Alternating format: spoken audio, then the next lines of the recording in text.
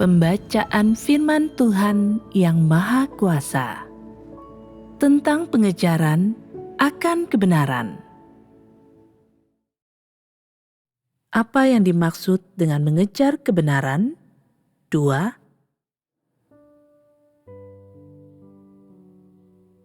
Percaya kepada Tuhan bukanlah tentang mendapatkan kasih karunia atau kesabaran dan belas kasihan Tuhan.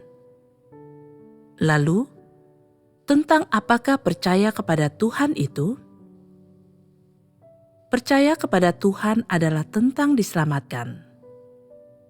Jadi, apa tandanya orang diselamatkan? Apa standar yang dituntut oleh Tuhan?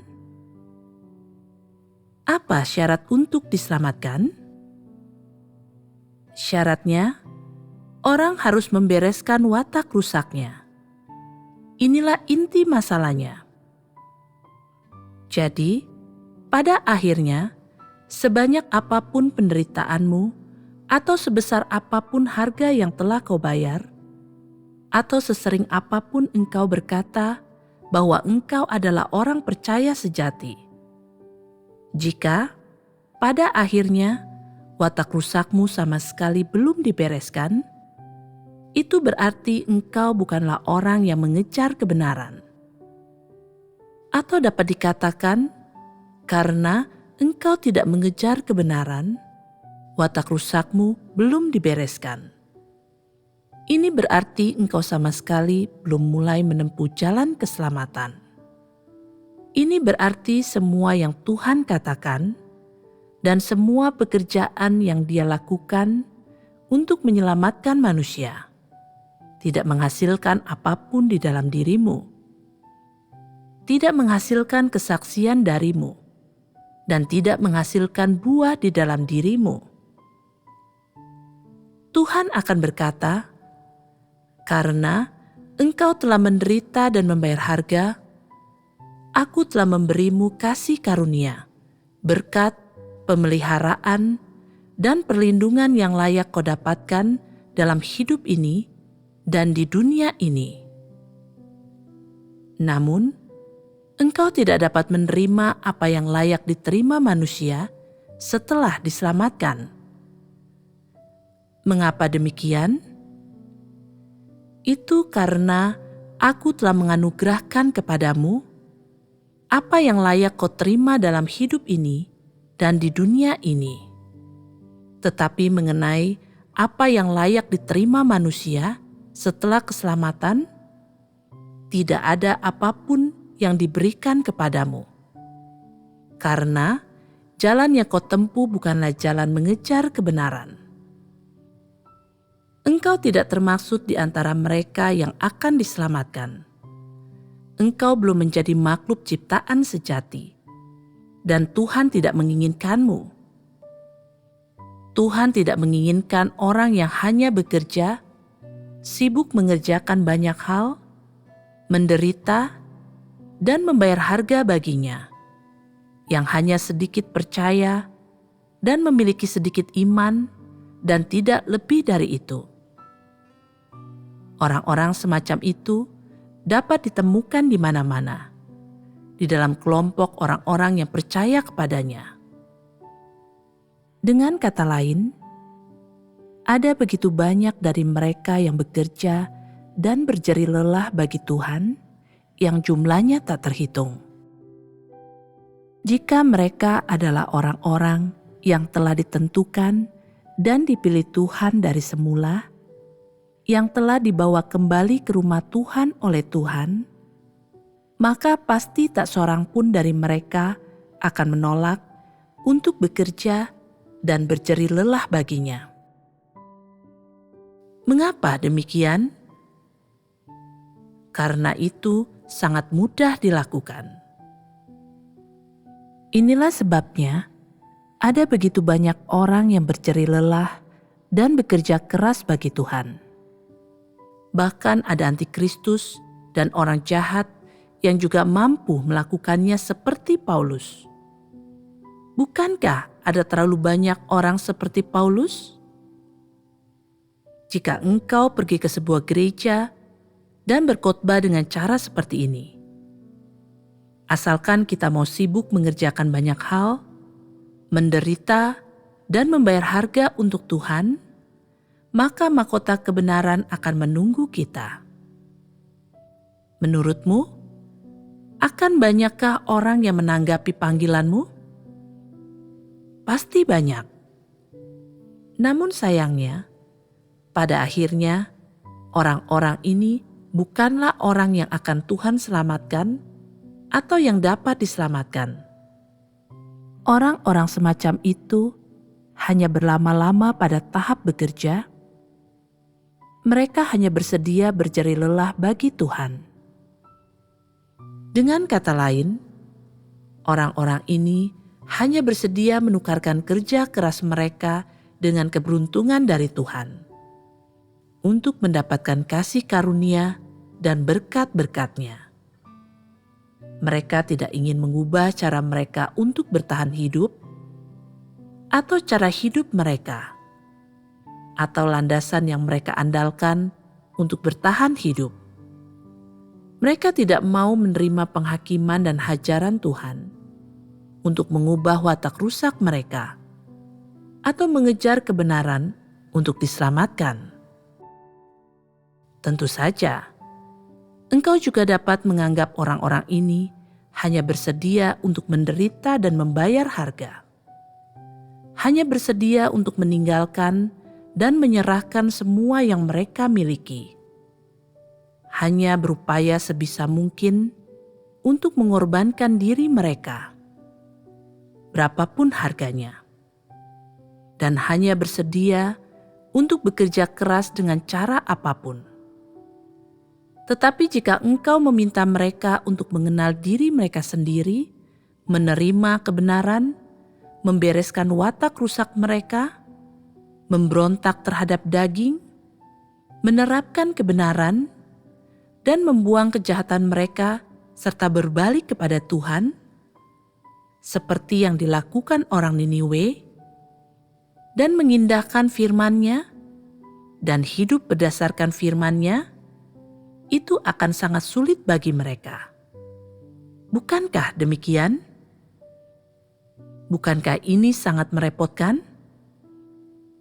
Tuhan telah melakukan begitu banyak pekerjaan dan mengucapkan begitu banyak firman. Jadi mengapa orang merasa bahwa mengejar kebenaran begitu sulit? Mengapa mereka selalu bersikap apatis terhadap kebenaran? Bahkan setelah mendengar khotbah selama bertahun-tahun, mereka tetap tidak berniat untuk berubah. Mereka tidak pernah sungguh-sungguh bertobat kepada Tuhan dari lubuk hati mereka.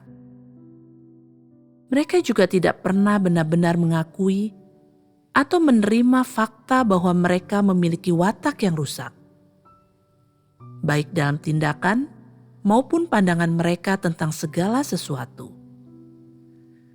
Mereka tidak pernah melepaskan sudut pandang mereka sendiri dan mencari kebenaran. Mereka tidak memperlakukan setiap masalah dengan sikap yang membalikkan sudut pandang mereka dan sikap yang bertobat kepada Tuhan. Jadi, ada banyak orang yang sudah banyak mengalami dan melakukan banyak pekerjaan yang sudah cukup lama melaksanakan tugas mereka, tetapi masih belum bisa memberikan kesaksian sedikit pun. Mereka masih belum memiliki pemahaman atau pengalaman tentang firman Tuhan. Dan ketika mereka berbicara tentang pengalaman dan pemahaman mereka tentang firman Tuhan, mereka sangat malu dan tak berdaya, dan mereka tampak sangat kikuk. Alasannya adalah karena mereka tidak memiliki pemahaman tentang kebenaran, atau mereka tidak tertarik pada kebenaran. Di sisi lain, bekerja keras sangat sederhana, sangat mudah. Jadi, semua orang bersedia berjeri lelah bagi Tuhan, tetapi mereka tidak memilih untuk mengejar kebenaran. Sekarang, Setelah mendengar penjelasan itu, apa sebenarnya yang dimaksud dengan mengejar kebenaran? Kita telah membahas begitu banyak, bukankah seharusnya kita mendefinisikan apa yang dimaksud dengan mengejar kebenaran? Dapatkah engkau semua mendefinisikannya? Definisinya seharusnya cukup sederhana, bukan? Akankah kau dapatkan definisinya jika engkau hanya merenungkan, memikirkan, dan mempertimbangkan kata-katanya? Mungkin ada orang-orang yang akan berkata, mengejar kebenaran adalah topik yang luas. Itu tidak dapat diterangkan dengan jelas hanya dalam beberapa kalimat. Aku tidak tahu harus berkata apa tentang hal itu. Kata-kata apa yang bisa menggambarkannya? Mengejar kebenaran adalah masalah besar, dan tidak ada kata-kata terhebat sekalipun yang cukup untuk menggambarkan dan mendefinisikannya dengan tepat. Itulah satu-satunya cara untuk benar-benar mengesankan semua orang. Apakah menurutmu begitulah cara mendefinisikannya? Tidak. Jika demikian, definisikan mengejar kebenaran dalam bahasa sehari-hari. Mengejar kebenaran berarti menggunakan kebenaran untuk membereskan watak rusak kita. Apakah itu memenuhi syarat sebagai definisi? Apakah engkau sedang menarik kesimpulan dengan definisi ini? Apakah mengejar kebenaran mudah untuk didefinisikan? Mendefinisikannya bukanlah tugas yang mudah. Engkau harus berupaya keras untuk merenungkannya. Apa yang dimaksud dengan mengejar kebenaran? Mari kita coba mendefinisikannya ya. Di antara bahasa manusia, bahasa yang terbaik adalah bahasa yang sederhana, bahasa sehari-hari, dan bahasa yang relevan dengan kehidupan nyata. Kita tidak akan berbicara dalam bahasa asing atau dengan kata-kata yang sulit dimengerti. Kita akan berbicara dalam bahasa sehari-hari orang biasa dengan cara yang fasih, bahasa sehari-hari yang mudah dipahami, sehingga orang dapat segera memahami apa yang kita katakan. Selain anak di bawah umur, atau orang yang terlalu bodoh atau terganggu secara mental. Setiap orang dewasa yang berpikir normal akan mampu memahami bahasa yang kita gunakan segera setelah mereka mendengarnya. Itulah yang dimaksud dengan bahasa percakapan, itulah yang disebut bahasa sehari-hari. Jadi, apa yang dimaksud dengan mengejar kebenaran?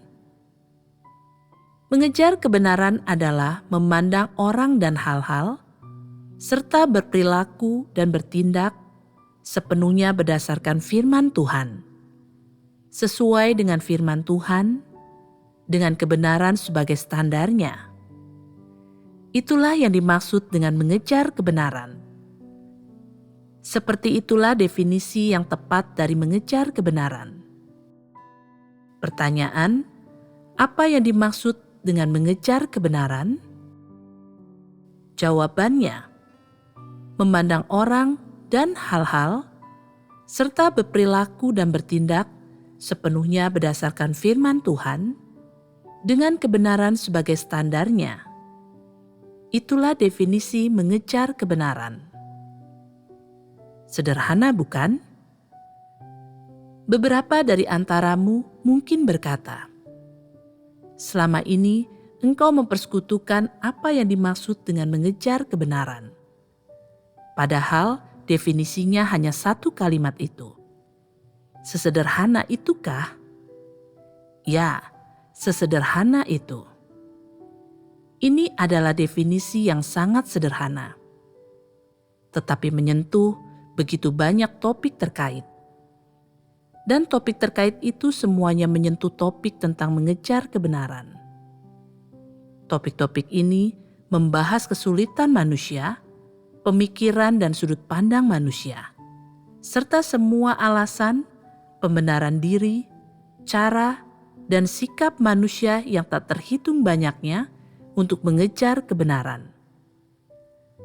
Ada juga topik tentang penentangan manusia untuk mengejar kebenaran dan penolakan untuk melakukannya yang disebabkan oleh watak rusak manusia. Tentu saja, hal-hal yang telah kuberitahukan kepadamu, beberapa jalan dan langkah untuk mengejar kebenaran, cara orang mengejar kebenaran, hasil yang dicapai dengan mengejar kebenaran, dan kenyataan kebenaran yang dapat terlihat dalam diri orang-orang yang hidup dalam kebenaran. Hal-hal ini juga menyentuh topik tentang mengejar kebenaran. Hasil akhir dari mengejar kebenaran adalah kesaksian pengalaman tentang firman Tuhan dan pekerjaan Tuhan untuk menyelamatkan manusia yang muncul ketika orang mengejar kebenaran dan menerapkan serta mengalami firman-Nya. Ini adalah hasil terbaik. Salah satu ciri dari kesaksian semacam itu adalah kesaksian itu mempersaksikan hasil pekerjaan Tuhan. Ciri lainnya adalah kesaksian itu mempersaksikan efek positif yang dapat dilihat dalam diri orang-orang yang telah mengejar kebenaran, yaitu watak rusak mereka telah dibereskan dalam taraf berbeda. Misalnya, seseorang yang sebelumnya sangat congkak, sewenang-wenang, ceroboh, dan berbuat sekehendak hati dalam tindakan mereka, memahami bahwa ini adalah watak yang rusak dengan membaca firman Tuhan dan kemudian menerimanya dan mengakuinya. Lambat laun, dia mulai memahami kerugian yang ditimbulkan oleh watak rusak ini terhadap orang lain dan terhadap dirinya sendiri. Di satu sisi, itu berbahaya bagi orang, dan di sisi lain, itu mengganggu, mengacaukan, dan merugikan pekerjaan gereja.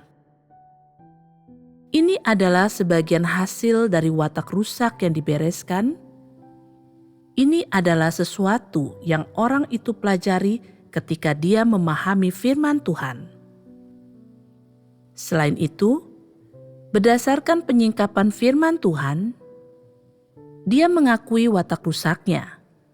Dan kemudian, dalam situasi yang diatur oleh Tuhan, dia secara berangsur mulai bertobat dan melepaskan gaya hidup dan sudut pandang dari tingkah laku dan tindakan yang pernah dia pegang. Dia menemukan prinsip dan jalan penerapan di dalam firman Tuhan, dan dia menangani masalah berdasarkan prinsip penerapan yang telah Tuhan berikan kepadanya. Ini artinya orang tersebut benar-benar telah bertobat dan berbalik. Dia mampu berperilaku dan bertindak berdasarkan firman Tuhan, dan pada akhirnya dia mulai mencari prinsip-prinsip kebenaran setiap kali dia bertindak. Dan dia hidup dalam sebagian kenyataan dengan menggunakan firman Tuhan sebagai landasannya. Inilah contoh membereskan watak yang congkak. Hasil akhir yang dicapai oleh pemberesan watak ini adalah orang tersebut tidak lagi hidup dalam kecongkakan, melainkan dia sekarang memiliki hati nurani dan nalar. Dia mampu mencari prinsip-prinsip kebenaran dan benar-benar tunduk pada kebenaran. Apa yang dia lakukan dengan kehidupan yang dijalaninya tidak lagi didominasikan oleh watak rusak dirinya. Sebaliknya, dia menggunakan kebenaran sebagai standar, dan dia hidup dalam kenyataan firman Tuhan. Itulah hasilnya.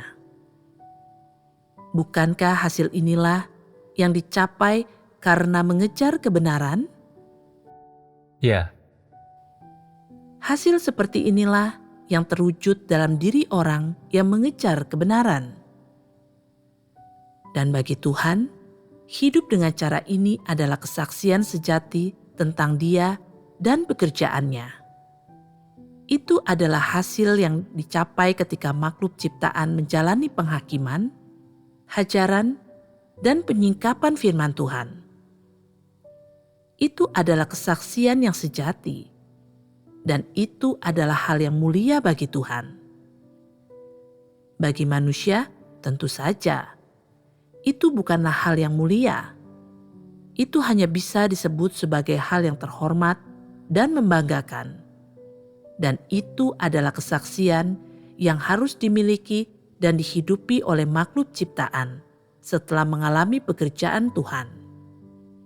Ini adalah efek positif yang dicapai dalam diri seseorang yang mengejar kebenaran. Tuhan juga menghormati pengalaman dan pemahaman seperti itu. Dan kehidupan yang orang-orang ini jalani sebagai hasil adalah karena pekerjaannya. Baginya, kesaksianlah yang menyerang balik iblis dengan kekuatan besar. Inilah yang Tuhan cintai dan yang Dia hargai. Kita baru saja mendefinisikan apa yang dimaksud dengan mengejar kebenaran.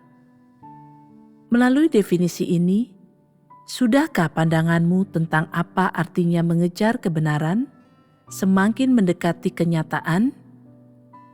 ya, Sekarang kita telah mendefinisikan mengejar kebenaran dengan cara yang engkau semua pahami. Bagaimana seharusnya engkau memandang pengejaranmu sebelumnya? Mungkin saja sebagian besar darimu bukanlah orang yang mengejar kebenaran. Perkataan ini mungkin agak menjengkelkan untuk kau dengar, bukan? Bacalah definisinya sekali lagi. Apa yang dimaksud dengan mengejar kebenaran? Jawabannya, memandang orang dan hal-hal, serta berperilaku dan bertindak sepenuhnya berdasarkan firman Tuhan dengan kebenaran sebagai standarnya. Kini engkau semua dapat mengucapkannya dengan akurat. Mari kita renungkan lebih lanjut, apakah definisi itu benar? Jika engkau mengukur pengejaran dan penerapanmu sebelumnya berdasarkan definisi ini, apa hasilnya? Engkau akan mampu memahami apakah saat ini engkau memiliki kenyataan kebenaran atau tidak. Dan engkau akan mampu memverifikasi apakah tindakanmu saat ini adalah mengejar kebenaran atau bukan. Ini bukan cara yang abstrak untuk mengucapkannya, bukan? Ini adalah bahasa sehari-hari yang cukup lazim, bukan? Ini adalah bahasa umum yang dapat dipahami oleh orang biasa manapun. Meskipun definisi ini tampak cukup mudah untuk dipahami, orang memiliki masalah. Masalah apakah itu? Bahwa begitu mereka memahami definisi tersebut, mereka merasa tidak nyaman dan kesal. Mengapa mereka merasa kesal? Karena mereka merasa bahwa penderitaan masa lalu mereka dan harga yang telah mereka bayar telah dikutuk. Bahwa mereka telah mengerahkan diri dengan sia-sia, dan ini membuat mereka merasa tidak nyaman. Sebagian orang setelah mendengar definisi ini akan berkata, "Oh, jadi itu definisi mengejar kebenaran." Jika kami mengikuti definisi itu, bukankah semua harga yang telah kami bayar dan semua pengorbanan kami di masa lalu menjadi sia-sia? Jika engkau tidak mendefinisikan apa yang dimaksud dengan mengejar kebenaran, kami pasti akan terus menganggap bahwa pengejaran kami sudah baik, Sekarang setelah engkau memberikan definisi ini, bukankah pengejaran kami dan harga yang telah kami bayar semuanya sia-sia? Bukankah semua impian kami untuk dimahkotai dan diberi upah telah hancur? Ketika kami memahami kebenaran, kami seharusnya diberkati dan impian kami menjadi kenyataan. Jadi, mengapa kami dihakimi setelah kami memahami kebenaran? Mengapa kami hidup tanpa harapan dalam kegelapan? Masa lalu dan masa kini kami telah dikutuk, dan tidak ada yang tahu seperti apa masa depan kami. Sepertinya kami tidak memiliki harapan untuk diberkati. Benarkah itu? Apakah benar bagi orang untuk memikirkannya dengan cara seperti ini? Jadi, bolehkah orang memikirkannya dengan cara seperti ini? Tidak boleh. Namun, ada satu hal yang baik tentang hal ini. Engkau dapat berulang kali mendoa bacakan definisi mengejar kebenaran ini, kemudian melihat kembali ke masa lalumu, melihat ke masa kini, dan menantikan masa depanmu. Engkau mungkin merasa kesal, tetapi dengan adanya perasaan itu, berarti engkau tidak mati rasa. Engkau tahu cara memikirkan masa lalu, masa kini, dan masa depanmu. Dan engkau tahu cara membuat rencana untuk masa depanmu. Dan memikirkannya, mengkhawatirkannya, dan gelisah karenanya. Itu adalah hal yang baik. Itu membuktikan bahwa engkau masih hidup, bahwa engkau adalah orang yang hidup, dan bahwa hatimu belum mati. Yang mengkhawatirkan adalah jika seseorang tetap apatis terhadap apapun yang dikatakan kepadanya, atau sejelas apapun jalan mengejar kebenaran dipersekutukan kepadanya. Dia berpikir, inilah jati diriku. Memangnya kenapa jika aku diberkati atau bencana menimpaku? Hakimilah aku, hukumlah aku. Lakukan apapun yang kau suka. Apapun yang dikatakan kepadanya, dia mati rasa. Itu adalah masalah.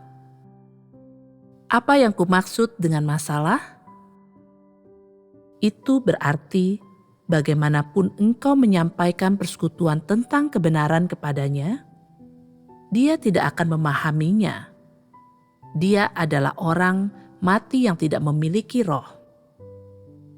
Dia sama sekali tidak memahami tentang hal-hal seperti percaya kepada Tuhan, mengejar kebenaran, diselamatkan, atau pekerjaan Tuhan untuk menyelamatkan manusia.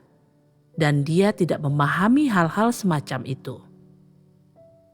Ini seperti berusaha mengajari orang yang buta nada untuk bernyanyi, atau mengajari orang buta warna untuk memadukan warna. Itu sama sekali tidak mungkin. Mempersekutukan hal-hal ini tidak memiliki makna atau nilai apapun baginya, karena apapun yang kau katakan, baik itu dalam atau dangkal, baik spesifik atau luas, tidak ada bedanya. Dia tidak akan merasakan apapun. Dia seperti orang buta yang memakai kacamata. Entah dia memakai kacamata itu atau tidak.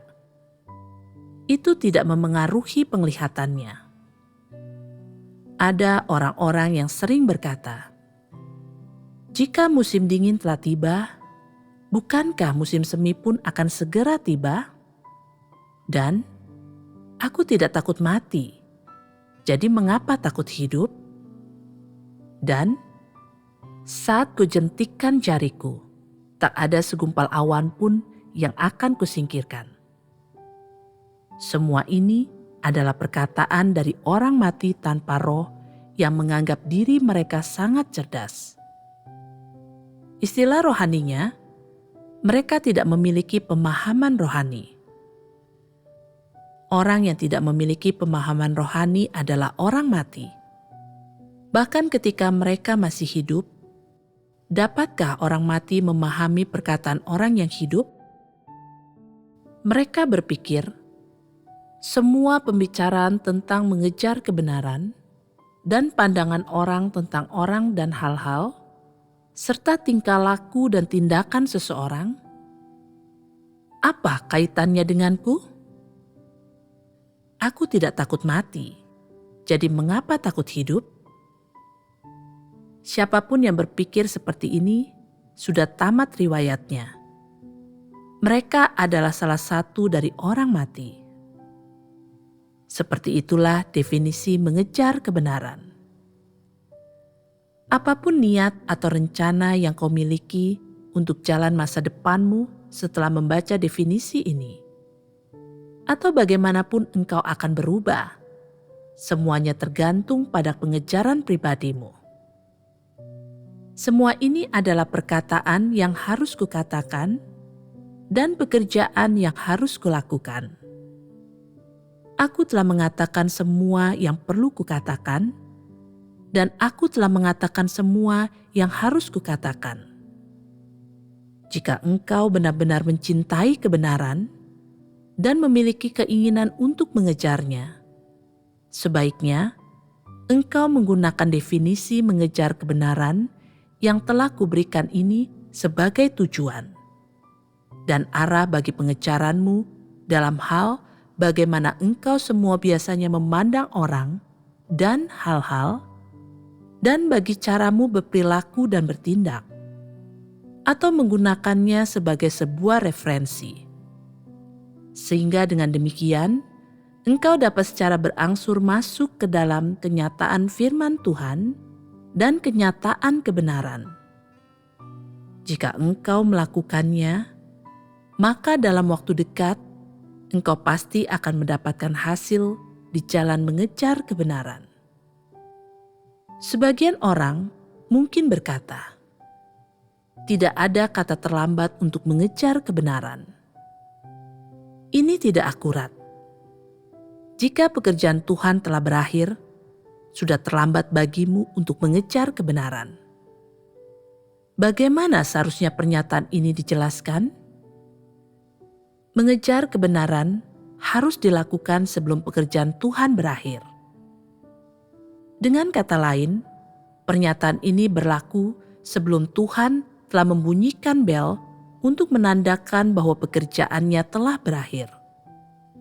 Namun, jika pekerjaan Tuhan telah berakhir dan Dia berkata, "Aku tidak akan lagi melakukan pekerjaan menyelamatkan manusia, dan aku tidak akan lagi mengucapkan firman untuk membantu orang memperoleh keselamatan atau mengucapkan firman yang berkaitan dengan keselamatan manusia.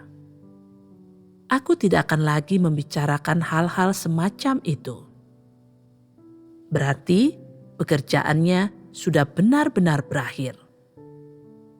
Jika engkau menunggu sampai saat itu baru mengejar kebenaran, itu akan benar-benar terlambat. Apapun yang terjadi, jika engkau mulai mengejar kebenaran sekarang, engkau masih punya waktu. Engkau masih memiliki kesempatan untuk memperoleh keselamatan. Mulai sekarang, berusahalah sekuat tenagamu untuk secara berangsur memandang orang dan hal-hal, serta berperilaku dan bertindak berdasarkan firman Tuhan dengan kebenaran sebagai standarmu. Berusahalah membaca dan memahami semua firman Tuhan yang menyingkapkan watak rusak manusia sesegera mungkin, dan berlatihlah merenungkan dan mengenal dirimu sendiri. Melakukan hal itu sangat bermanfaat bagi jalan masuk kehidupanmu. Misalnya, katakanlah di antara firman Tuhan yang menyingkapkan watak rusak manusia, ada yang menyinggung tentang watak antikristus. Bukankah itu firman yang paling mendasar? Dan apa yang seharusnya kau lakukan dengan firman itu sebagai landasanmu? Menghukum dirimu sendiri, mengutuk dirimu sendiri, membuang masa depan dan nasibmu. Tidak, engkau harus menggunakannya untuk memahami watak rusakmu. Jangan berusaha melarikan diri dari hal ini. Ini adalah sebuah titik waktu yang harus dilewati semua orang. Apa maksudnya semua orang harus melewatinya? Seperti halnya semua orang yang dilahirkan dari seorang ayah dan ibu, lalu bertumbuh dewasa, lalu menjadi tua, kemudian mati. Ini adalah titik-titik waktu yang harus dilewati semua orang satu persatu. Seberapa pentingnya mengejar kebenaran? Mengejar kebenaran sama pentingnya dengan makanan dan minuman sehari-hari manusia. Jika engkau berhenti makan dan minum setiap hari, tubuhmu tidak mampu tetap hidup. Hidupmu tidak bisa berlanjut.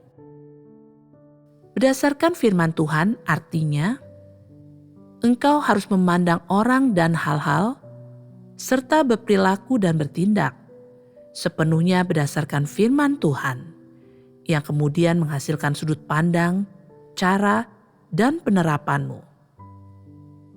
Tentu saja berdasarkan firman Tuhan. Juga berarti dengan kebenaran sebagai standarnya. Jadi, dalam definisi mengejar kebenaran, berdasarkan firman Tuhan, sebenarnya sudah cukup. Mengapa? Dengan kebenaran sebagai standarnya. Harus ditambahkan karena ada beberapa masalah khusus yang tidak disebutkan dalam firman Tuhan. Dalam kasus seperti itu, engkau harus mencari prinsip-prinsip kebenaran dan memandang orang dan hal-hal, serta berperilaku dan bertindak di dalam prinsip-prinsip itu. Dengan melakukan itu, engkau pasti akan mencapai akurasi mutlak. Sebelum mencapai akurasi mutlak, orang harus memahami watak rusak mereka dan mengakui penyingkapan kerusakan dan esensi kerusakannya sendiri. Setelah itu, dia harus sungguh-sungguh bertobat dan dengan demikian sungguh-sungguh berbalik. Setiap proses dalam rangkaian ini sangat diperlukan. Sama seperti ketika seseorang makan. Makanan harus dimasukkan ke dalam mulutnya dan kemudian harus melewati kerongkongannya. Lalu masuk ke dalam perutnya, setelah itu dicerna dan diserap oleh tubuhnya. Baru setelah itulah makanan yang telah diserap tersebut secara berangsur dapat masuk ke dalam darahnya dan menjadi nutrisi yang tubuhnya butuhkan. Orang-orang mengejar kebenaran dan menjadikannya sebagai standar mereka. Setelah itu barulah mereka mampu menerapkan kebenaran dan hidup di dalamnya dan masuk ke dalam kenyataan kebenaran. Setiap proses normal dalam urutan ini sangat diperlukan. Semuanya adalah langkah-langkah wajib yang harus dilakukan oleh semua orang yang mengejar kebenaran dalam hal mengejar unsur kebenaran apapun. Sebagian orang mungkin berkata, "Untuk mengejar kebenaran, aku tidak membutuhkan langkah dan proses itu. Aku hanya akan langsung mencari kebenaran dan kemudian menerapkannya, lalu membuat kebenaran menjadi kenyataanku." Itu adalah pemahaman yang sederhana. Tetapi jika itu dapat membuahkan hasil, maka tentu saja itu adalah cara yang lebih baik. Ini memperlihatkan bahwa engkau telah mengumpulkan banyak pemahaman dan kesuksesan tertentu, sementara secara teratur mulai memahami watak rusakmu, sehingga engkau dapat melewatkan proses memeriksa, memahami, menerima, bertobat, dan sebagainya. dan langsung mencari prinsip-prinsip kebenaran.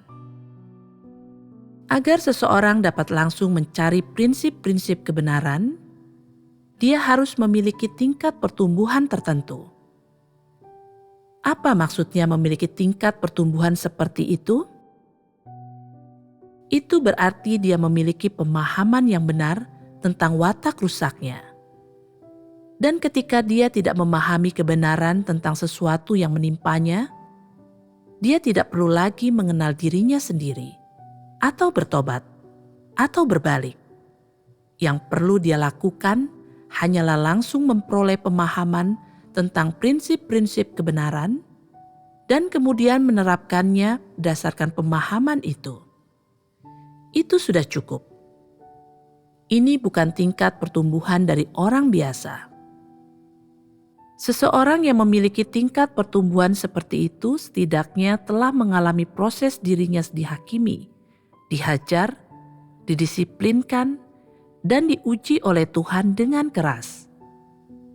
Dia telah tunduk kepadanya dan telah berada dalam proses untuk disempurnakan.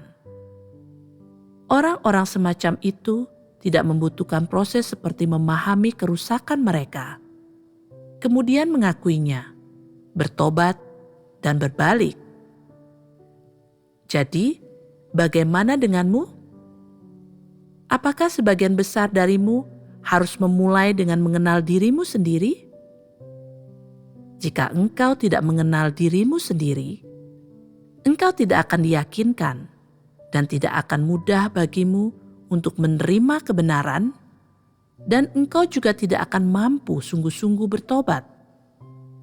Jika engkau tidak sungguh-sungguh bertobat, dapatkah engkau tunduk pada kebenaran? Dapatkah engkau tunduk kepada Tuhan? Tentu saja tidak. Dan jika engkau tak dapat tunduk, engkau bukanlah orang yang akan diselamatkan. Setelah persekutuan ini, apakah kini engkau semua memiliki sedikit jalan untuk mengejar kebenaran? Apakah engkau memiliki keyakinan untuk mengejarnya? Ya, Itu bagus. Akan mengkhawatirkan jika engkau tidak memiliki keyakinan. Mungkin ada beberapa dari antaramu yang merasa negatif setelah mendengar khotbah ini. Wah, kualitasku buruk. Aku mendengarkan khotbah tetapi tak mampu memahaminya. Aku hanya memahami sedikit doktrin. Sepertinya pemahaman rohaniku sedikit. Aku merasa tak bersemangat dalam mengejar kebenaran.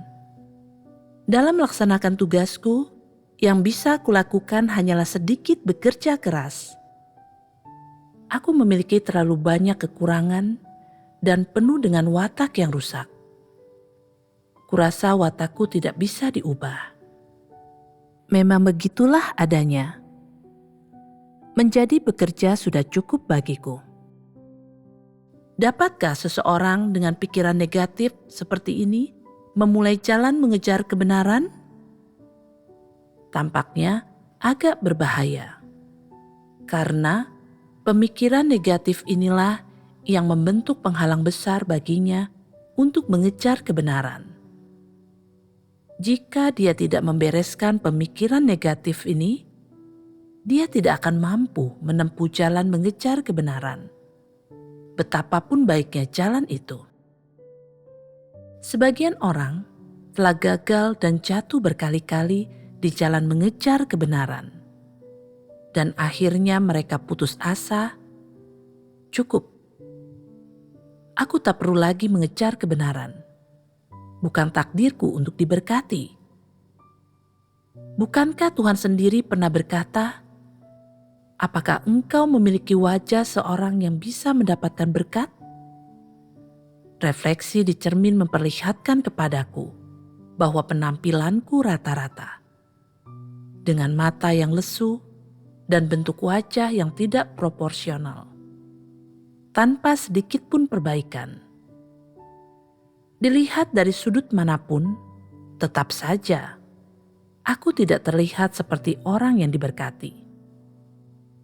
Jika Tuhan tidak menentukannya sejak semula, orang dapat mengejar sebanyak yang dia suka, dan itu tidak akan ada gunanya. Lihatlah mentalitas orang-orang ini. Dengan begitu banyaknya hal buruk di dalam hati mereka yang belum dibereskan.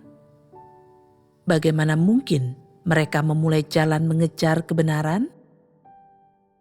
Mengejar kebenaran adalah hal terbesar dalam hidup. Dan hal terburuk yang dapat kau lakukan adalah selalu mengaitkannya dengan mendapatkan berkat. Orang harus terlebih dahulu membereskan niatnya untuk mendapatkan berkat. Setelah itu, mengejar kebenaran akan berjalan sedikit lebih lancar. Dalam hal mengejar kebenaran, hal yang terpenting adalah tidak memandang pada apakah ada banyak orang di jalan ini atau tidak, dan tidak mengikuti apa yang dipilih mayoritas, tetapi hanya berfokus pada upaya untuk memenuhi tuntutan Tuhan dengan meneladani Petrus. Yang terpenting adalah melihat masa kini dengan jelas dan hidup di dalamnya, memahami watak rusak apa yang saat ini diperlihatkan olehmu, dan segera mencari kebenaran untuk membereskannya. Pertama-tama, telaah dan pahami watak rusakmu secara menyeluruh, dan kemudian bertobatlah kepada Tuhan. Ketika engkau bertobat, menerapkan kebenaran adalah hal yang terpenting. Itu adalah satu-satunya cara untuk memperoleh hasil yang nyata. Jika engkau hanya berkata kepada Tuhan, "Tuhan, aku mau bertobat, maafkan aku salah. Kumohon, maafkan aku," dan mengira hanya inilah yang perlu kau lakukan untuk mendapatkan perkenanan Tuhan, apakah itu akan berhasil?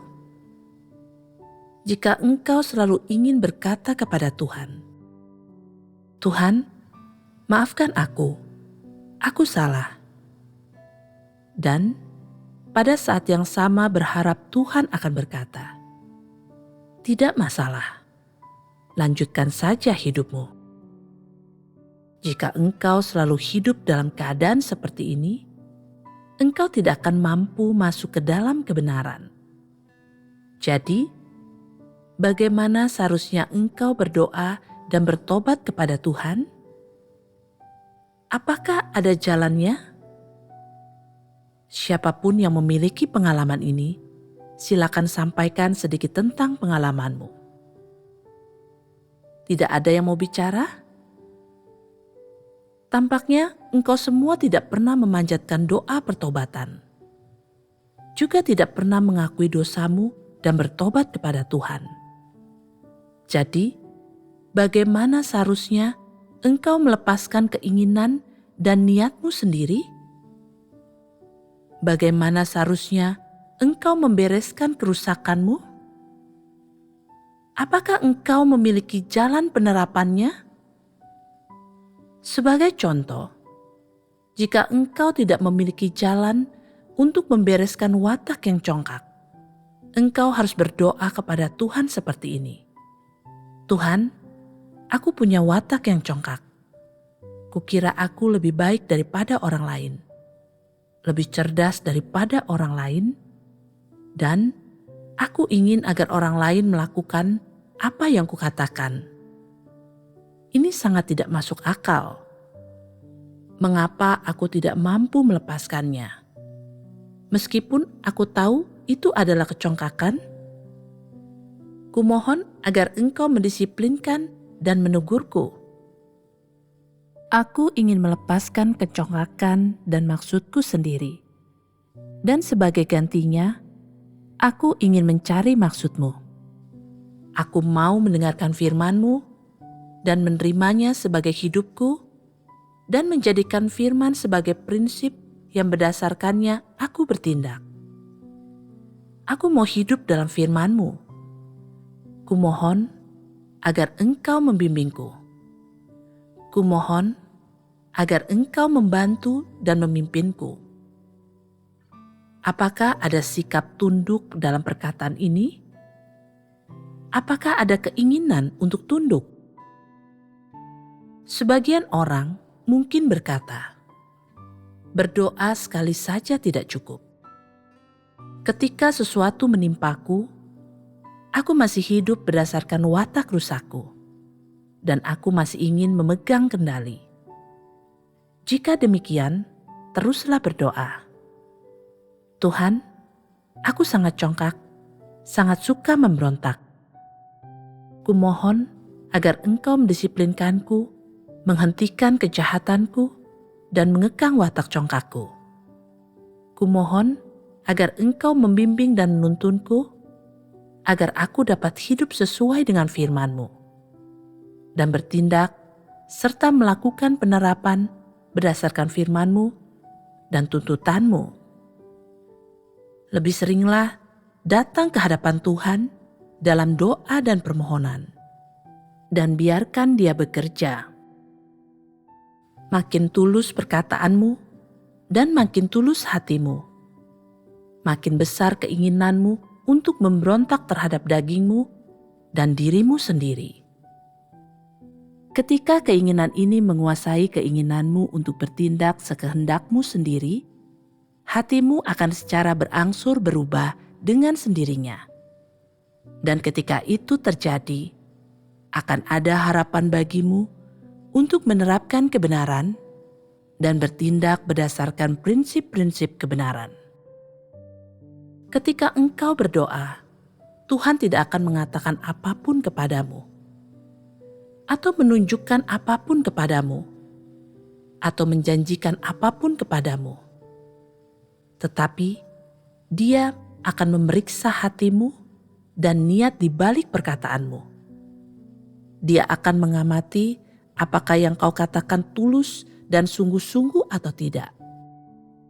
Dan apakah engkau sedang memohon dan berdoa kepadanya dengan hati yang jujur atau tidak.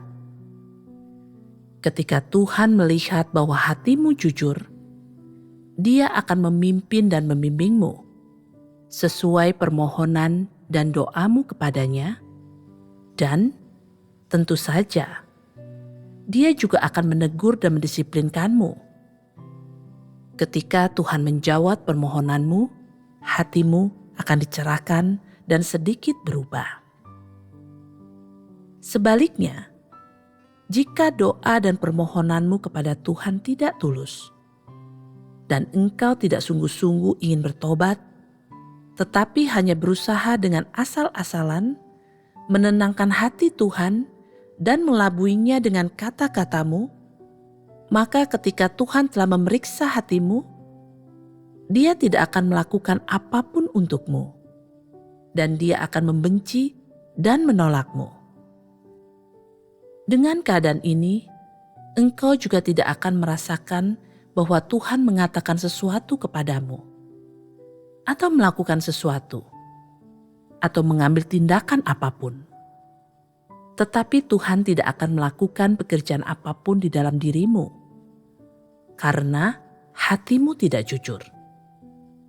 Dan ketika Tuhan tidak melakukan pekerjaan apapun, apa yang akan terjadi? Sama seperti yang kau inginkan, hatimu tidak akan memiliki keinginan untuk bertobat, dan hatimu sama sekali tidak akan berbalik. Jadi, dalam lingkungan itu dan dalam peristiwa yang telah menimpamu, apa yang kau lakukan tetap akan ditentukan oleh kehendak manusia dan watak yang rusak. Bukannya didasarkan pada prinsip-prinsip kebenaran.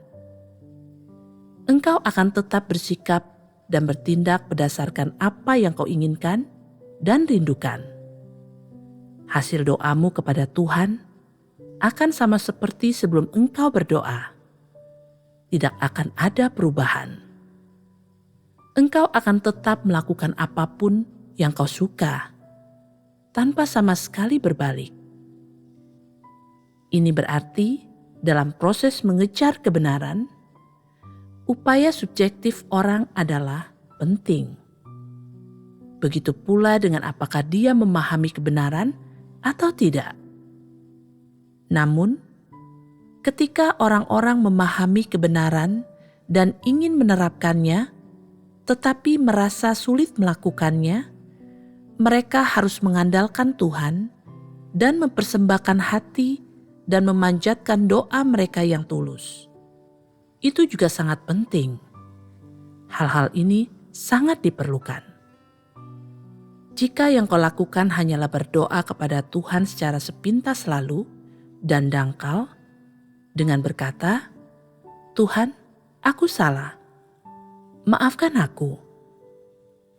Dan jika di dalam hatimu engkau acuh tak acuh kepada Tuhan, seperti kata-kata dalam doamu, Tuhan tidak akan bekerja di dalam dirimu. Dia juga tidak akan memperhatikanmu. Jika engkau berkata, "Tuhan, maafkan aku salah." Tuhan pasti tidak akan berkata, "Tidak apa-apa." Karena kata-kata sepintas lalu dan dangkal yang telah kau ucapkan kepadanya, Tuhan akan bertanya kepadamu, "Dalam hal apa engkau salah? Apa yang ingin kau lakukan? Apakah kau akan bertobat? Apakah kau akan meninggalkan kejahatanmu dan berbalik? Apakah kau akan melepaskan keinginan, niat, dan kepentinganmu sendiri dan segera berbalik? Mampukah engkau bertekad untuk berbalik? Engkau mungkin tidak mendengar Tuhan menanyakan sesuatu kepadamu saat hal ini terjadi. Tetapi jika engkau berkata kepada Tuhan, "Tuhan, maafkan aku salah." Dari sudut pandang Tuhan, sikapnya akan seperti yang baru saja kukatakan. Dia akan menanyakan pertanyaan-pertanyaan ini kepadamu. Bagaimana dia akan menanyaimu? Dia akan terus mengamati apa yang kau lakukan dan pilihan yang kau buat setelah engkau berkata, "Ya Tuhan, maafkan aku salah." Dia akan mengamati apakah engkau memiliki pertobatan sejati yang lahir dari dirimu yang benar-benar mengakui dan membenci kerusakanmu sendiri. Tuhan akan mengamati seperti apa sikapmu terhadapnya. Seperti apa sikapmu terhadap kebenaran? Bagaimana pandanganmu terhadap watakmu yang rusak? Dan pandangan apa yang kau miliki tentang watakmu yang rusak? Dan apakah engkau berniat melepaskan pandangan dan cara-caramu yang keliru atau tidak? Dia akan melihat pilihanmu. Apakah engkau memilih menempuh jalan mengejar kebenaran atau tidak? Dia akan melihat bagaimana engkau seharusnya bertindak dan prinsip yang seharusnya kau junjung tinggi. Dia akan melihat apakah engkau mampu atau tidak menerapkan kebenaran dan tunduk kepadanya. Tuhan akan mengamati setiap gerakanmu, setiap niat dan pilihanmu. Dan ketika dia melakukannya, dia akan mengamati apakah hal-hal yang kau lakukan setelah membuat semua pilihan itu benar-benar merupakan tindakan pertobatan dan pembalikan diri atau bukan. Itu adalah masalah yang sangat penting. Setelah orang-orang memilih untuk bertobat, bagaimana cara mereka mulai berbalik? Caranya adalah dengan melepaskan keinginan, pemikiran, dan pandanganmu, serta cara-cara lamamu dalam melakukan segala sesuatu untuk menerapkan kebenaran dan untuk benar-benar berubah. Itulah yang dimaksud dengan berbalik. Jika engkau hanya berkata ingin berbalik, tetapi di dalam hatimu, engkau tetap berpaut pada keinginanmu sendiri, meninggalkan kebenaran dan melanjutkan cara-cara lamamu, itu berarti engkau tidak benar-benar berbalik. Jika yang kau katakan kepada Tuhan saat berdoa hanyalah, "Tuhan, maafkan aku salah." Tetapi dalam semua perilakumu selanjutnya, engkau tetap membuat pilihan, bersikap, bertindak, dan hidup berdasarkan kehendakmu sendiri, bertentangan dengan kebenaran dalam semua hal ini. Maka dari sudut pandang Tuhan, apa pendapatnya tentang dirimu? Dia menganggapmu belum berbalik. Setidaknya, dia akan menganggapmu tidak berniat untuk berbalik. Engkau mungkin berkata kepada Tuhan, "Tuhan, maafkan aku salah." Tetapi ini hanyalah kata-kata sepintas lalu. Itu bukanlah pertobatan dan pengakuan dosa yang berasal dari lubuk hatimu. Kata-kata itu tidak mencerminkan sikap yang mengakui kesalahan dan bertobat. Semua itu hanyalah kata-kata kosong.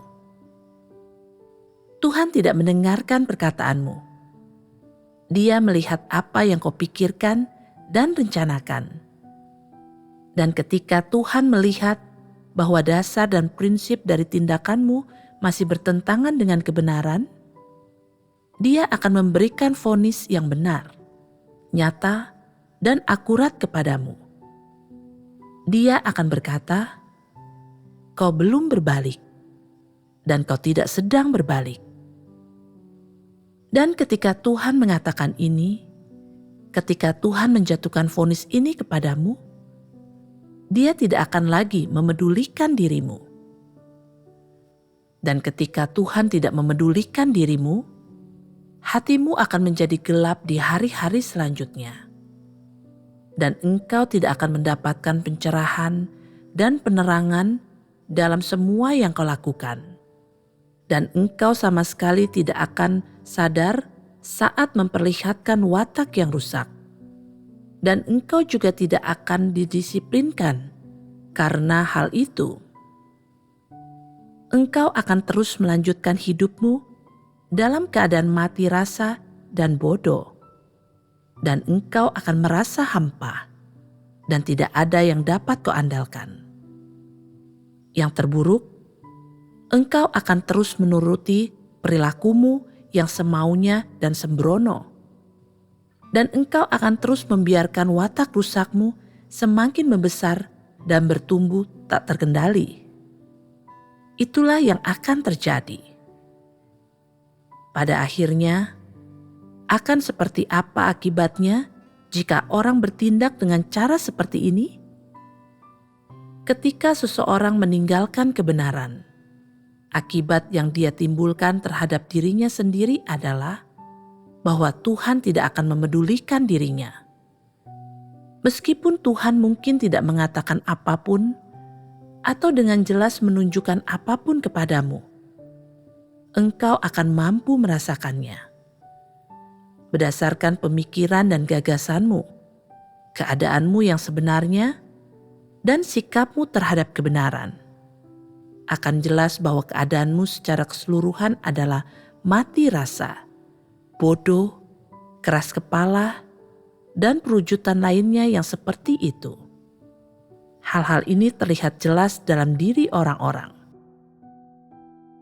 Jadi, setelah membandingkan kehidupan nyatamu dan hal-hal yang kau terapkan dengan hal ini, engkau mungkin ingin mempelajari atau menyelidiki hal-hal berikut ini. Ketika engkau sama sekali belum berbalik kepada Tuhan, engkau mungkin mengatakan kepadanya banyak perkataan muluk-muluk yang sedap didengar. Tetapi dalam keadaan dan kondisi seperti apakah dirimu saat mengatakannya? Dan ketika engkau telah benar-benar berbalik, meskipun engkau mungkin tidak berdoa kepada Tuhan dengan kata-kata yang sedap didengar atau muluk-muluk, dan hanya berbicara sedikit dari hatimu, Dalam keadaan dan kondisi seperti apakah dirimu pada waktu itu? Kedua keadaan itu sama sekali berbeda. Tuhan mungkin tidak secara jelas menunjukkan apapun kepada orang-orang dalam kehidupan sehari-hari mereka, atau berbicara kepada mereka dengan kata-kata yang jelas. Tetapi orang pasti mampu merasakan pekerjaan Roh Kudus dan segala sesuatu yang Dia lakukan dan setiap maksud yang ingin Dia ungkapkan dalam kehidupan sehari-hari mereka. Tentu saja, para pengamat juga mampu mendeteksi hal-hal ini. Seseorang yang tadinya mati rasa dan bodoh bisa tiba-tiba menjadi cerdas, atau orang yang biasanya cerdas tiba-tiba bisa menjadi mati rasa, bodoh, dan tidak berguna. Kedua kondisi atau keadaan ini dapat terjadi pada waktu yang bersamaan dalam diri seseorang atau dalam diri berbagai orang. Ini adalah sesuatu yang cukup sering terjadi.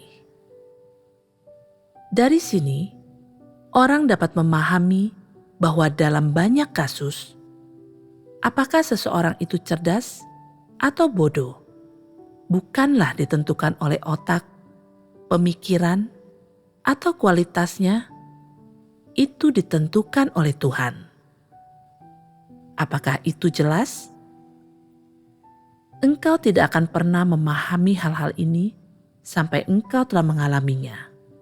Setelah engkau mengalaminya, engkau akan tahu, makin dalam pengalamanmu akan hal itu, pemahamanmu akan makin menyeluruh, dan apresiasimu terhadap pengalaman dan pemahamanmu akan makin mendalam. Maksud Tuhan ada dalam tindakannya. Dia tidak akan memberimu petunjuk yang jelas tentang maksudnya. Dia juga tidak akan secara eksplisit memberitahumu tentang maksudnya atau membicarakannya kepadamu. Tetapi ini bukan berarti Dia tidak memiliki pendapat tentang dirimu.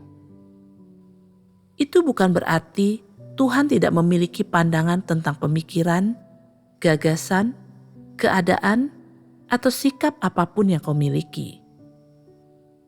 Ketika seseorang menyimpan niat dan rencana pribadinya sendiri saat sesuatu menimpa dirinya, ketika dia dengan jelas memperlihatkan watak yang rusak, inilah saat yang tepat baginya untuk merenungkan dirinya sendiri dan mencari kebenaran. Dan ini juga merupakan saat-saat penting ketika Tuhan memeriksa orang tersebut. Oleh karena itu, apakah engkau mampu atau tidak mencari kebenaran, menerima kebenaran, dan sungguh-sungguh bertobat? Ini adalah saat-saat yang paling menyingkapkan diri seseorang. Pada saat-saat seperti itu, engkau harus mengakui bahwa engkau memiliki watak yang rusak, dan engkau harus mau sungguh-sungguh bertobat. Engkau harus membuat pernyataan yang tulus kepada Tuhan, daripada bersikap sambil lalu kepadanya dengan berkata, "Tuhan, maafkan aku salah." Yang Tuhan butuhkan darimu bukanlah sikapmu yang sambil lalu, melainkan sikap pertobatan yang tulus. Jika engkau mengalami kesulitan, Tuhan akan membantu, membimbing, dan menuntunmu selangkah demi selangkah saat engkau berbalik menuju jalan menerima dan mengejar kebenaran.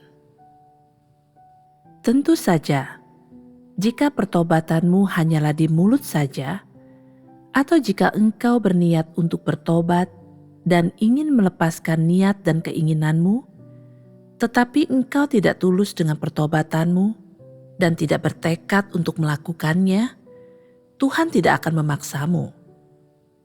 Jika berkenaan dengan Tuhan, tidak ada kata harus dalam sikapnya terhadap manusia. Tuhan memberimu kebebasan dan Tuhan memberimu pilihan. Dan Dia sedang menunggu. Apa yang Dia tunggu? Dia sedang menunggu untuk melihat pilihan apa yang akhirnya kau buat dan apakah engkau berniat untuk bertobat atau tidak. Jika engkau berniat untuk bertobat, kapan engkau akan melakukannya? Bagaimana pertobatanmu akan diwujudkan? Jika engkau berniat untuk bertobat dan mau melakukannya, tetapi engkau tetap berusaha melindungi kepentinganmu sendiri ketika engkau bertindak, dan engkau tetap tidak ingin kehilangan statusmu, maka jelas terlihat bahwa engkau tidak sungguh-sungguh bertobat, bahwa engkau tidak tulus tentang hal itu. Engkau hanya ingin sedikit bertobat, tetapi engkau tidak sungguh-sungguh bertobat. Akankah Tuhan bekerja dalam dirimu jika engkau hanya berniat untuk bertobat, tetapi tidak sungguh-sungguh bertobat? Dia tidak akan bekerja. Dia akan berkata, "Baiklah, kapan kau berniat untuk bertobat?" Engkau tidak akan tahu. Akankah Tuhan kembali bertanya kepadamu? Tidak. Dia akan berkata, "Jadi, engkau sebenarnya tidak sungguh-sungguh bertobat. Kalau begitu, aku tunggu saja." Engkau mungkin tidak berniat untuk bertobat. Engkau mungkin tidak mau bertobat ataupun melepaskan status dan kepentinganmu. Baiklah kalau begitu. Tuhan memberimu kebebasan dan engkau bisa membuat pilihan apapun yang kau suka. Tuhan tidak akan memaksamu. Namun, ada satu fakta yang harus kau pertimbangkan, seperti penduduk Niniwe. Jika engkau tidak berbalik dan bertobat, apa yang akan terjadi? Engkau akan dihancurkan. Saat ini, jika engkau hanya berniat untuk bertobat, tetapi tidak mengambil tindakan nyata untuk bertobat, maka Tuhan tidak akan memedulikan dirimu. Mengapa Dia tidak akan memedulikan dirimu? Tuhan berkata, "Engkau tidak sungguh-sungguh, engkau tidak menyatakan pendirianmu, dan hatimu masih bimbang." Setelah berpikir sejenak, engkau mungkin berkata bahwa engkau mau bertobat. Tetapi itu hanyalah pemikiranmu, pernyataan hampa, tanpa ada tindakan atau rencana nyata apapun. Itulah sebabnya Tuhan berkata, "Aku hanya akan mengesampingkan orang-orang sepertimu. Aku tidak memedulikanmu. Lakukan apa saja sesukamu." Ketika suatu hari engkau menyadari, "Oh tidak, aku harus bertobat." Bagaimana caranya engkau mulai bertobat? Tuhan tidak akan tertipu oleh kata-katamu itu. Lalu tanpa berpikir segera bekerja dalam dirimu.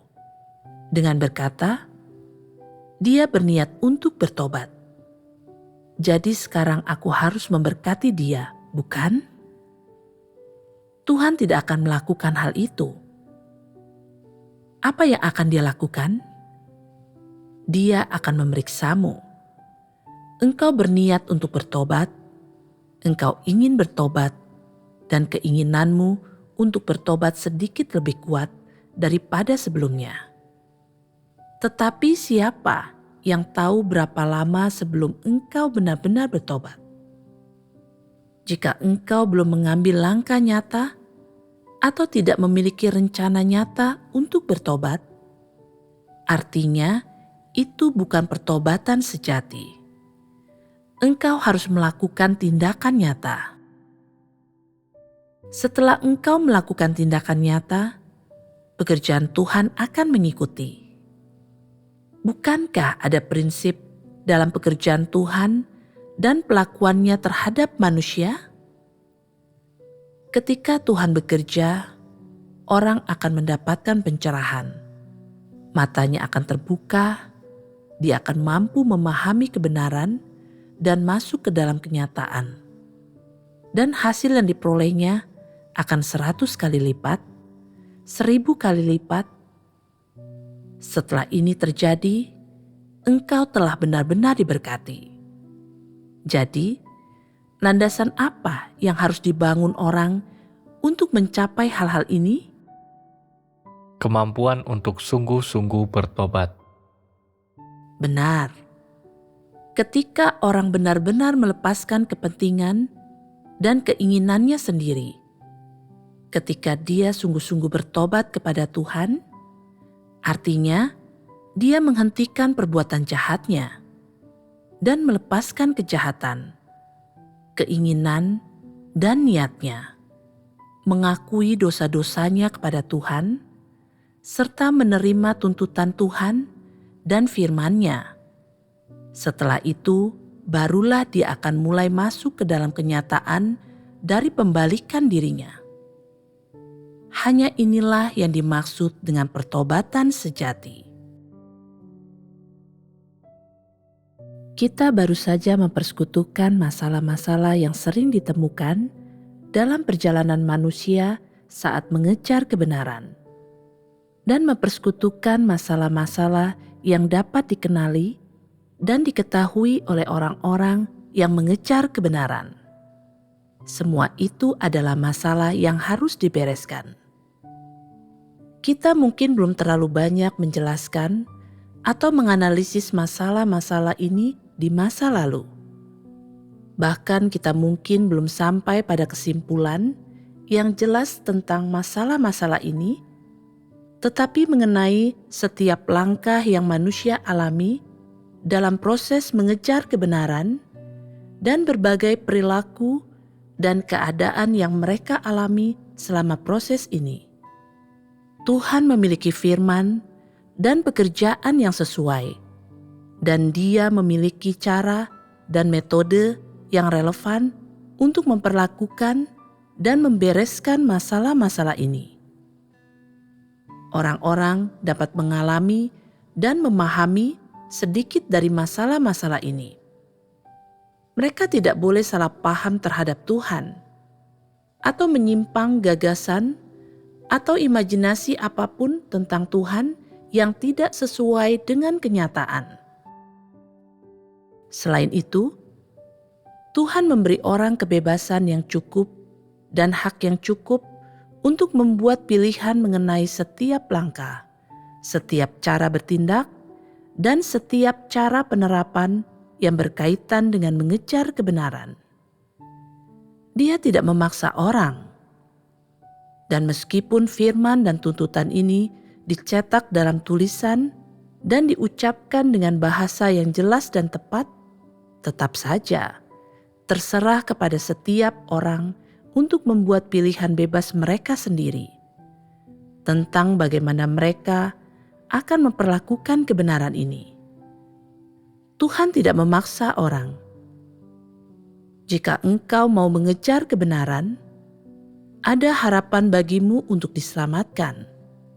Jika engkau tidak mau mengejar kebenaran, jika engkau tidak peduli dengan kebenaran-kebenaran ini dan menolak semuanya, jika engkau sama sekali tidak tertarik dengan cara mengejar kebenaran ini, itu juga terserah kepadamu.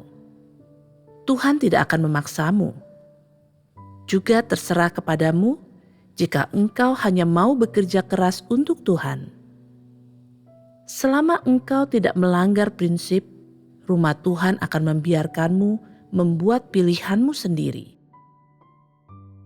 Meskipun mengejar kebenaran tak terpisahkan dan berkaitan erat dengan memperoleh keselamatan, tetap saja ada banyak orang yang tidak tertarik untuk mengejar kebenaran, yang tidak memikirkan atau berniat untuk mengejar kebenaran, ataupun memiliki rencana apapun untuk mengejar kebenaran. Kalau begitu, Apakah orang-orang ini dikutuk? Tidak juga. Jika orang-orang ini memenuhi tuntutan rumah Tuhan saat melaksanakan tugas, mereka dapat terus melaksanakan tugas mereka di sana. Rumah Tuhan tidak akan mencabut hakmu untuk melaksanakan tugas hanya karena engkau tidak mengejar kebenaran. Namun, melaksanakan tugas dengan cara seperti ini sampai hari ini telah digolongkan sebagai bekerja keras. Bekerja keras adalah cara yang bagus untuk menggambarkannya. Itu adalah istilah yang digunakan rumah Tuhan, tetapi sebenarnya itu juga bisa disebut melakukan sebuah pekerjaan. Beberapa dari antaramu mungkin berkata, ketika kita melakukan sebuah pekerjaan, kita mendapat upah. Ya, engkau bisa mendapatkan upah karena melakukan sebuah pekerjaan. Jadi, berapakah upahmu? Semua kasih karunia yang telah Tuhan anugerahkan kepadamu, itulah upahmu. Dan mengenai mengejar kebenaran, apapun yang berniat kau lakukan, apapun yang kau rencanakan, atau apapun yang ingin kau lakukan, kukatakan dengan jelas sekarang bahwa engkau bebas. Engkau dapat mengejar kebenaran, itu baik. Jika tidak, itu juga terserah kepadamu. Namun, hal terakhir yang akan kuberitahukan kepadamu adalah orang hanya dapat diselamatkan dengan mengejar kebenaran.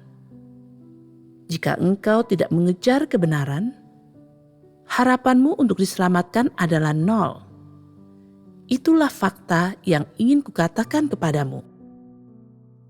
Engkau semua harus diberitahukan fakta ini, sehingga hal itu dengan jelas, tegas, tepat, dan dengan mantap tertanam di dalam hatimu, agar engkau dapat mengetahui dengan jelas di dalam hatimu.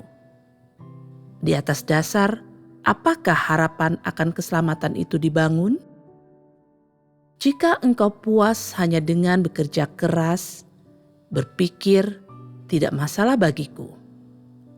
Asalkan aku mampu melaksanakan tugasku dan tidak diusir dari rumah Tuhan.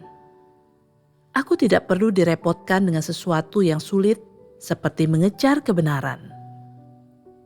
Apakah pandanganmu ini masuk akal? Meskipun sekarang engkau masih percaya kepada Tuhan atau melaksanakan sebuah tugas, apakah engkau yakin bahwa engkau mampu mengikuti Tuhan sampai akhir? Apapun yang terjadi, mengejar kebenaran adalah hal yang besar dalam hidup. Itu lebih penting daripada menikah dan memiliki anak. Lebih penting daripada membesarkan putra dan putrimu. Lebih penting daripada menjalani hidupmu dan menghasilkan kekayaan. Itu bahkan lebih penting daripada melaksanakan tugas dan mengejar masa depan di rumah Tuhan. Kesimpulannya, mengejar kebenaran adalah hal terpenting dalam jalan hidup seseorang. Jika engkau semua belum berminat untuk mengejar kebenaran, tak seorang pun akan menghakimimu dan berkata bahwa kelak engkau tidak akan mengejar kebenaran. Aku juga tidak akan menghakimimu dan berkata bahwa jika engkau tidak mengejar kebenaran sekarang, kelak engkau tidak akan pernah mengejar kebenaran. Bukan itu yang sedang terjadi. Tidak ada hubungan logis seperti itu. Ini bukan fakta. Apapun yang terjadi, aku berharap dalam waktu dekat atau bahkan saat ini juga engkau semua dapat memulai jalan mengejar kebenaran dan menjadi orang-orang yang mengejar kebenaran dan termasuk di antara orang-orang yang memiliki harapan untuk diselamatkan.